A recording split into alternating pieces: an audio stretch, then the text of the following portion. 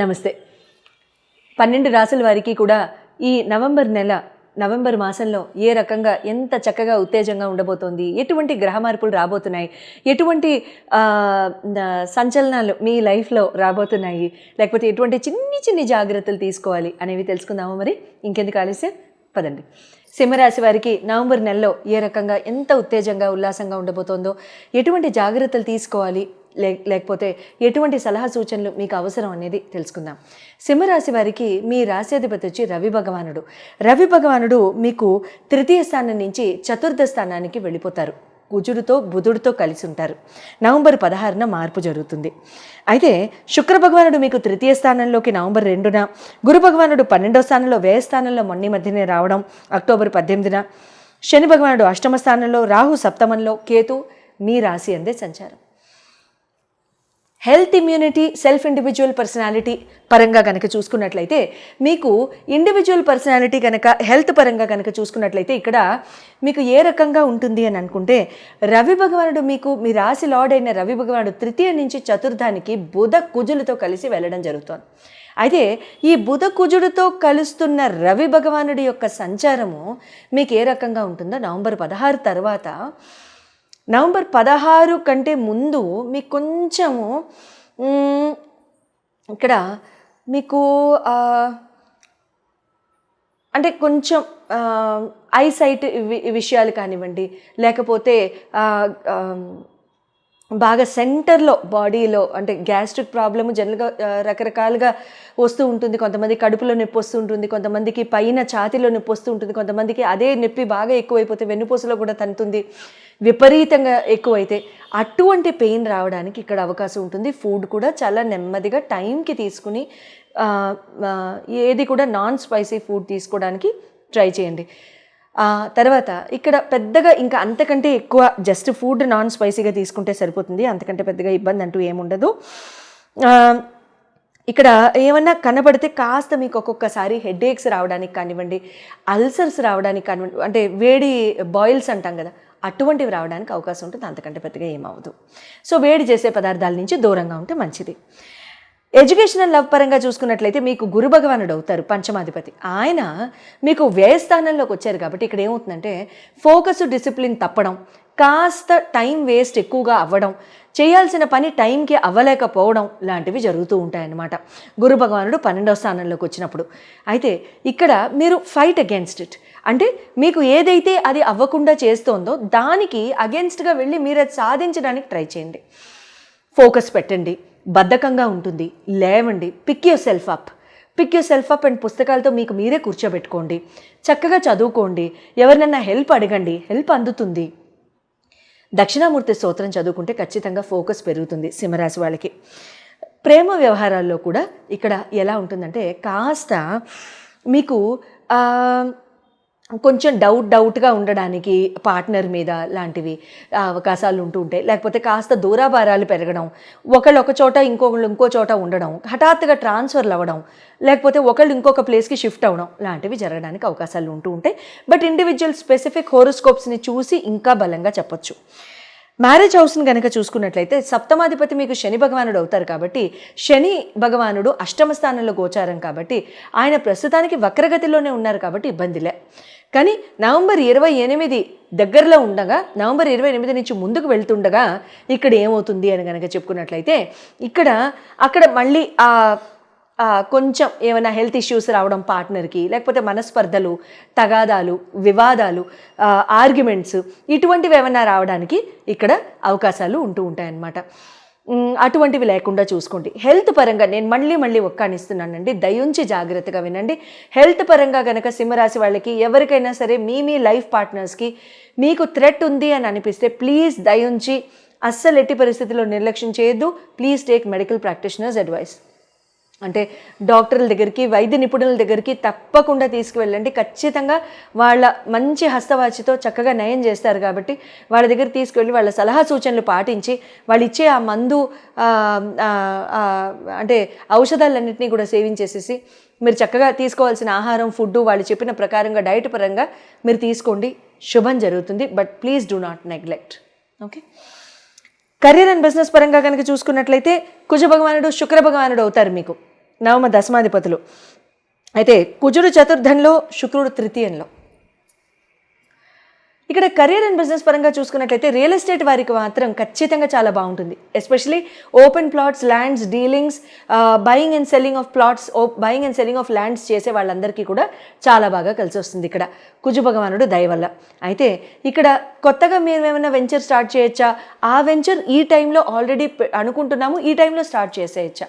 మీ individual horoscope చూసి కూడా ఖచ్చితంగా అక్కడ మీకు సబబైన టైంలో కూడా చేయించడానికి మీ చేత చెప్పడం జరుగుతుంది. కాబట్టి అది చూపించుకుని చేస్తే ఇంకా మంచిదని నేను ఇండివిజువల్ హోరోస్కోప్ చూపించుకుని చేస్తే ఇంకా మంచిదని అంటాను.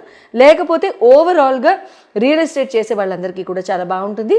ల్యాండ్స్, కన్స్ట్రక్షన్ బిజినెస్ వీళ్ళందరికీ కూడా చాలా బాగుంటుంది. Singers, artist, dancers, singers especially classical singers, classical dancers వీళ్ళకి చాలా చాలా బాగుంటుంది.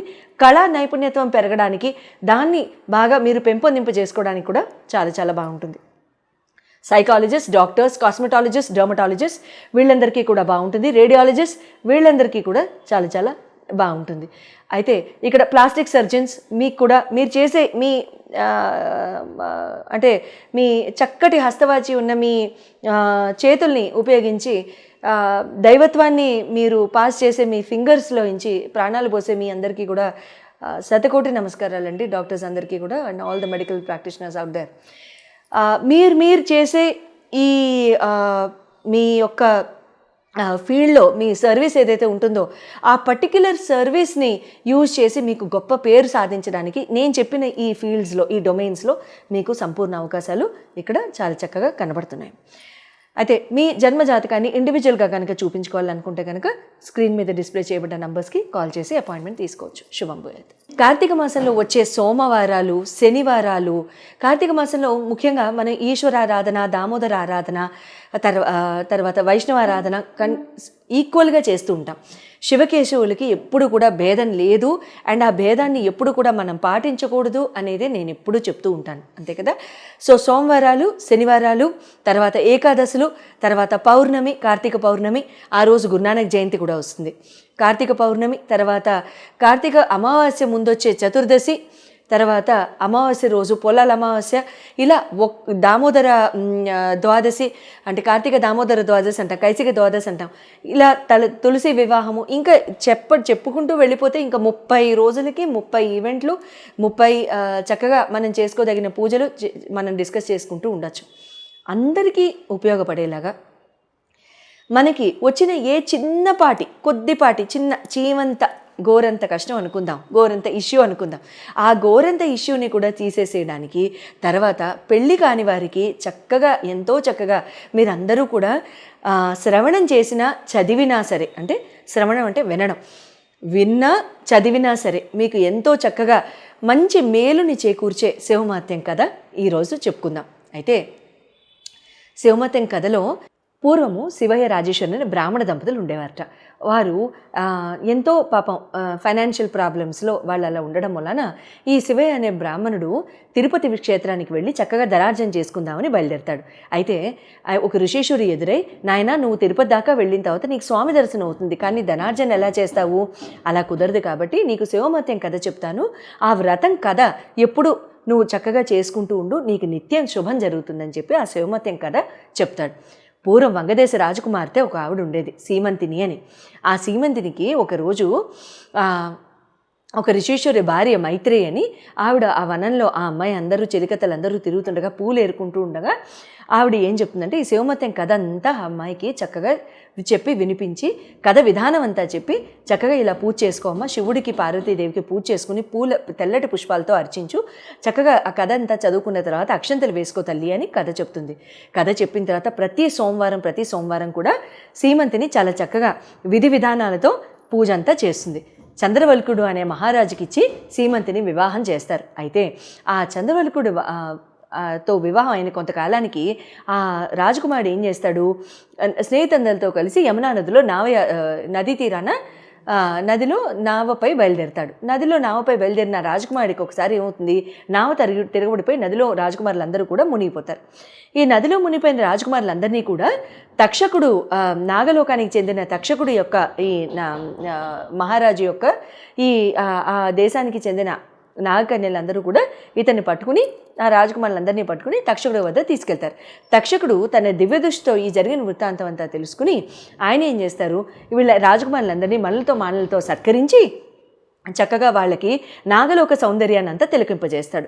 నాగలోక సౌందర్యాన్ని తిలకిస్తూ వీళ్ళేం చేస్తారు, ఆ పనిలో పడిపోయి పూర్తిగా లేట్ అయిపోయి మైమరిచిపోతారు ఈ రాజకుమారులు.